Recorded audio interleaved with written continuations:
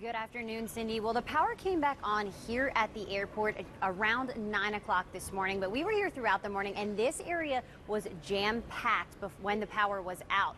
Now, I spoke to a lot of passengers this morning, a lot of them feeling anxious because the backup here at this airport was going to affect their travel plans for the rest of the day. But I also spoke to one man who his situation was much more urgent. He was trying to get to Houston because Hurricane Harvey left his mother homeless. A broken power pole along I-840 in Greensboro left passengers at Piedmont Triad International stuck on the ground and frustrated. There's nothing you can do about it, but it's just a big inconvenience. But for one traveler who was here on business, it was much more than an inconvenience. I was actually trying to get back to Dallas to get to my mom, who's got evacuated in Houston. Steve Johnson shared these pictures with us of flooding around his sister's home, but he says his mom's situation is worse. She was evacuated from her assisted living home after the first floor flooded. Right now she's in an evacuation shelter. She was that last night.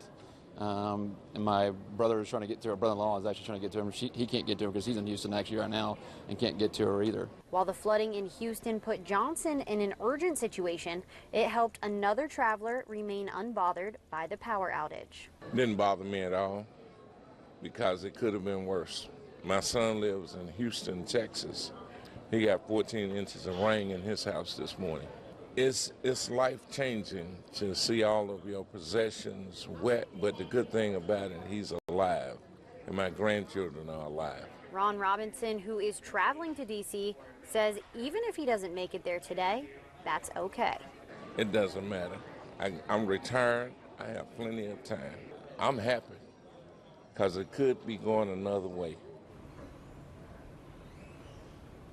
Now, things here at the airport, for the most part, are back on schedule. As far as Steve Johnson, the man trying to get to Houston, when the power came back on, he was able to get to his gate. I did call him a few minutes ago to check in to see if he made it onto a flight. He didn't answer, so fingers crossed that means he is in the air and on the way to his mom.